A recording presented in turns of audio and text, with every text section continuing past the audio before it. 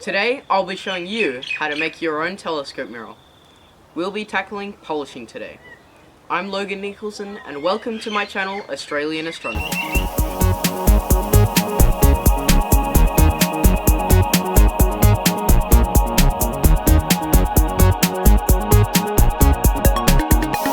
Hello everyone and welcome back to part 3 of the mirror making tutorial, polishing. So today we're going to be polishing our mirror. But first, why do we need a polish? Well, this is our telescope mirror. And what we've just done after fine grinding it is leave this little tiny pits from 9 micron grit. Now the surface might look and feel smooth, but what's happening is when a ray of light hits the mirror, it's going to be reflected off at some random angle because we don't know where these pits are actually going to reflect. So in polishing, what we need to do is take the surface down to these pit layers, and we have to remove all of these pits, otherwise it's not going to be clear. And this gives us a nice uniform surface, so when a ray of light hits, it'll bounce right off where we expect it to. But to do this, we're going to have to make a pitch lap. What's that? Well, let's start making one. By the way, if you haven't already, please subscribe.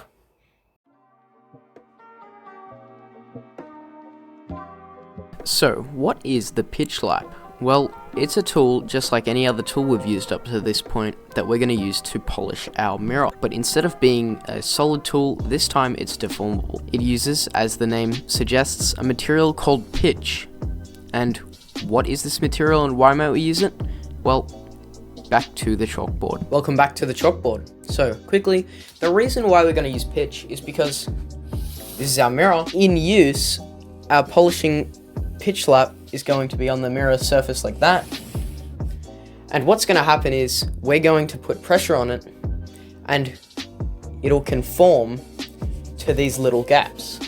So in summary, our pitch lap is going to allow us to dynamically change the shape of the mirror as we work. And this is really important because we need to be able to change the shape of the mirror very often, and the pitch needs to be able to conform to the ever-changing shape of the mirror. So what a pitch lap is really just a special arrangement of pitch that we've poured onto a support so we can easily move it across the mirror surface. In my case, it's literally just poured straight onto the tool, and then you can change the shape of the pitch lap itself to suit better your needs. And now, let's actually begin to make this pitch lap. But first, a warning.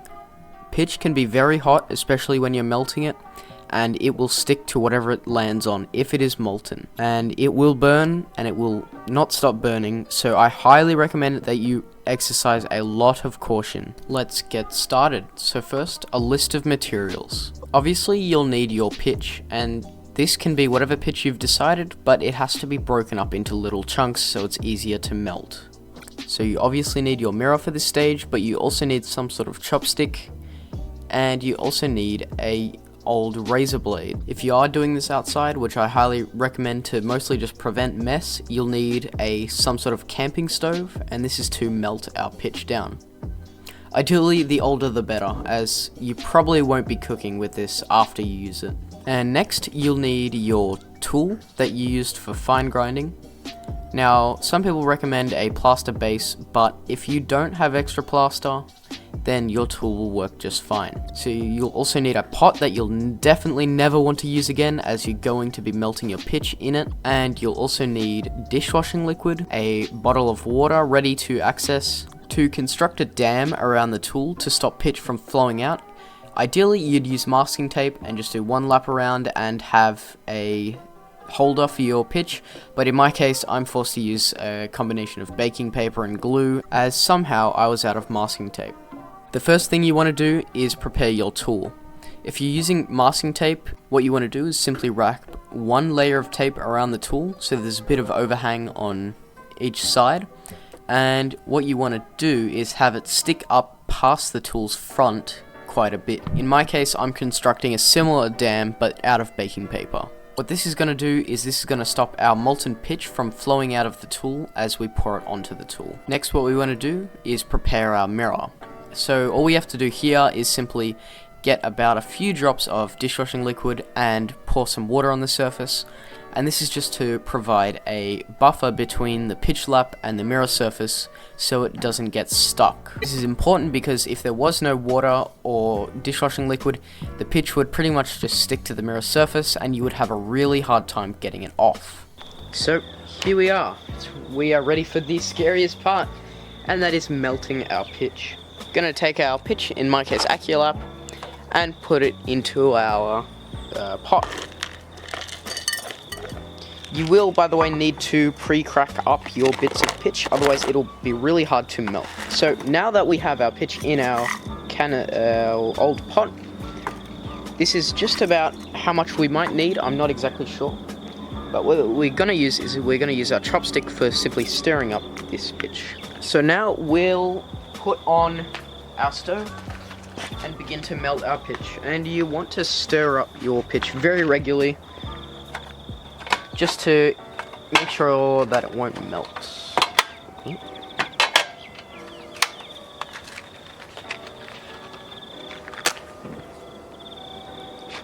There we go. Don't have this on your highest flame, ideally. I'll turn it down a little bit.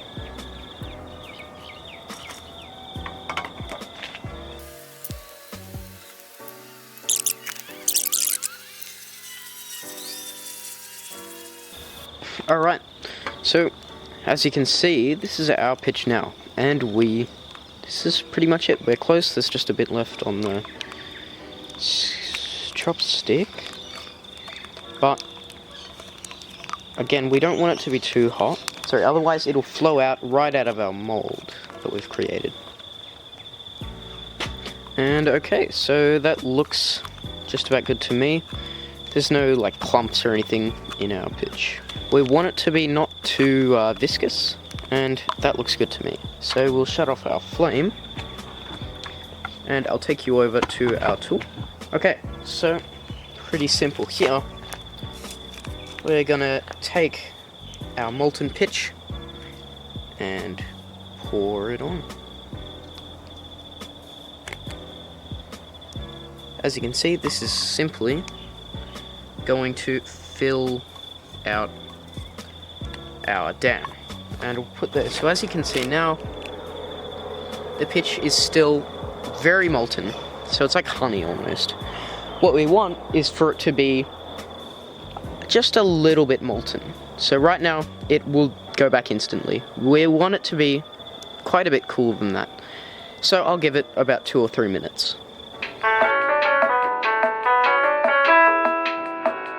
Okay, so now at this point we have a fairly cool pitch lap. Coat your fingers in some of the mix from our mirror, just so the pitch doesn't stick to your hands. And as you can see, that's about the right consistency that we want. And the edge of this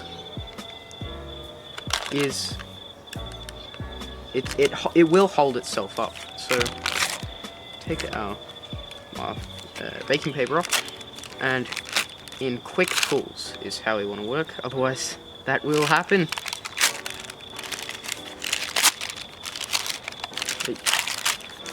There we go. Check that out. That's our pitch surface. It's still warm and deformable. So now we'll make some channels. Take your mixture again, coat your skewer, and attempt to make some slightly off-centered channels in the surface. We'll just do 2 for now. Almost think of it as you're trying to make the Smash Bros logo, if that helps. Bring our mirror into view, and we need to deform the lap to make it shape to the mirror. So we're going to take it and push.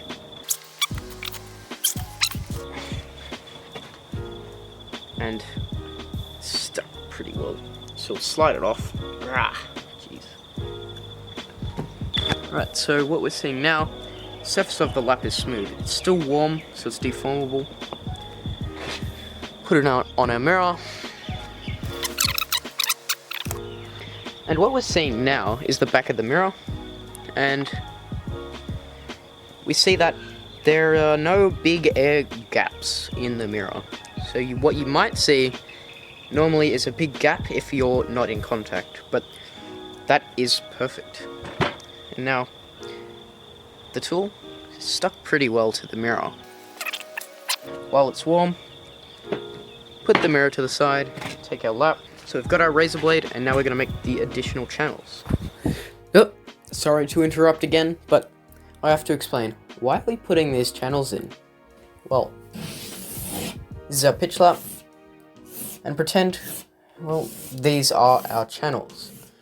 Now, it looks a bit like a waffle, and this is because we're putting in these channels because, firstly, the cerium or whatever polishing compound you're using, and air and water has to be able to flow through these channels. If not, then you just have this one solid mass, and it would be really difficult for you to push fresh compound in, and therefore it would just get bogged up with glass inside. So that allows our air and water to move through these channels. And secondly, the channels also, this is our mirror, and this is our pitch lap. Without channels, it's just this one solid mass, and if this chunk of the mirror got a bit deeper here, our pitch lap wouldn't really be able to squish down into that part easily. When we add channels, they're small dents within the surface, and what that's going to allow is for pitch, as it gets pressed down, it's going to expand sideways into these channels, filling the channels up and causing the mirror to come into better contact. And that's why these channels will also close over time. Now, I'll let you go back to the video. Take it like this, at a bit of an angle, and move it downwards, like so. It does not matter that the pitch is chipping up. All the excess back into the container, because it's still a little bit of pitch that you can use. And this original channel is a little bit small, so we're going to redo it. About 25 to 30 millimeters square, or for the Americans, 1 inch square channels is what we're after.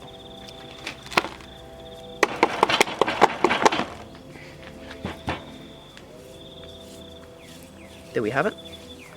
Now, we also want to make even more channels, this time at 45-degree angles. These are shallower channels, just one swift motion. These are to help air and our polishing agent to move through the lap easier. And there we have it. That's our beautiful formatted pitch lap. Now we're going to put this back onto the mirror and let the tool take the shape of the mirror. The little pieces of pitch won't scratch your mirror, by the way. There is no need to worry about that. But just get rid of them anyways. So look at that. That's our beautiful shape of the tool.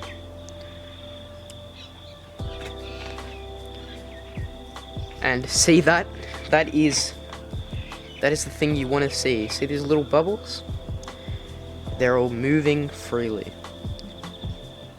That is a beautiful sight to see, really, because that means our contact is excellent, and we've succeeded in making our lap, because these bubbles are moving all over the place.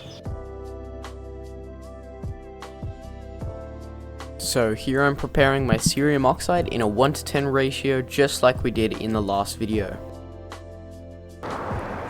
Okay, so here we are now at our polishing station. And the very first thing we want to do is take some cerium oxide. Oh, that's way too much. And pour some on the mirror. There we go. Just stir it up a little bit. And if you have some little bits of pitch stuck to the tool surface, take it over to your edge and rotate it around like that, and that'll drive any little pieces off, so your pitch light will actually contact your mirror. And there we go. So what you should feel, it should be pretty smooth to move, and if it's not, then you probably have an issue where your pitch light is not in contact. So should be fairly difficult to move actually, but right now I'm not in full contact, but that's typically because I haven't actually used the pitch light yet. So now what happens is we're going to polish our mirror just like normal. So we're going to use our same tool on top, 1/3 center over center strokes, mirror on top, tool on top. Try to actually alternate between the two now, because you cannot change the focal length with polishing much at all, so it won't make much difference. What we are changing now is simply what part of the mirror we polish. So let's get started polishing. And for this, we're going to give it about 30 minutes per wet, ideally, and just continuous walking around. You probably don't actually need to add more cerium at this stage, and it makes no sound because there is no physical grinding going on anymore. So I noticed during grinding that I actually had to beef up my table a bit because the mirror was moving back and forth. So something important to consider, make sure your mirror is held down tightly, but it also has to be able to be rotated. So it's now been literally 10 minutes and the mirror has a bit of a sheen to it already, so it's a little bit shiny. So here's something cool that happens after a while polishing, when the lap is in really good contact. So this is what the mirror looks like after about an hour and a half of polishing. If you don't want to make the hassle of pressing the pitch light, in fact, you can simply, once you're finished with it, put a bit of cerium. I forgot to shake it. Important to do that. There we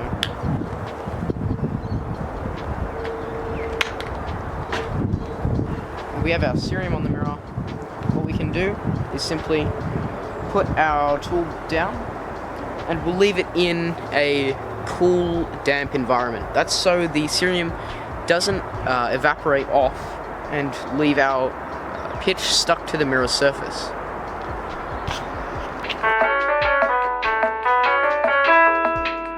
Alright, so that was a long 7 hours of polishing, and I definitely recommend you get a good podcast to listen to while you do it, but now, after 7 hours, there is a beautiful sheen on the mirror, and it was totally worth it because we're one step closer to our mirror surface. Hey everyone, so it's now been 8 hours of manual polishing. And now I'm ready to show you how to do the laser test. But it's important to note that you should only do this once you're 100% certain your mirror is polished out. So being 100% certain of your polish means that it doesn't look at all frosted to your eye, and holding it up to the sun you don't see any sort of indication of frost towards the center or the edge. And it's important to know that about 1 hour per inch of aperture is how much polishing you'll typically need to do. So if we can verify that we've finished polishing, then we can actually move on to figuring stage, which is the last stage of telescope mirror making. So let's now get into looking at our mirror with the laser. So what we need for this test is to firstly have a very well clean mirror, and in fact it's better if you leave the water from cleaning mirror on the mirror, as if it gets dry, it'll let any sort of dirt and dust land on it, which will make the test harder. Secondly, we need just a simple laser pointer, and I only have one hooked up to an interferometer, which we'll get to later actually in the next video, but this is what I'll be using. This is just like a under 5 milliwatt cat toy laser type thing, laser pointer, whatever you want to call it. Very low power laser. So what we'll do, take a laser and we're going to point it at our mirror. So what we should see, and what we are seeing right now, is this big dot, but the thing is, that dot that we're seeing there, that's on the back of the mirror. And what we shouldn't see is any sort of laser dot at all on the front of the surface of the mirror. And as you can see, it almost looks like the mirror front is not there. And that's actually what we're aiming for. And we need to see that this is all the way through the mirror, and it doesn't get more hazy at the edge. And yep, that looks 100% polished out to me. There is no haze from the laser, and it's almost as if the laser appears out of nowhere. As you can see, you almost can't tell where it's pointed on the mirror surface, and that's because there is really nothing at all to scatter the laser beam on the front of the mirror. So what this tells us is that we have a very good polish. And if the laser beam did show up on the mirror, we might want to give it another hour or two. So now that means we are officially done polishing, and we're ready to move on to our next stage of mirror making, figuring. Lastly, I'd just like to thank everyone who watches my videos, and I know this one especially was probably not the most entertaining, but I hope this was at least helpful if you ever want to make a mirror, and thanks for watching.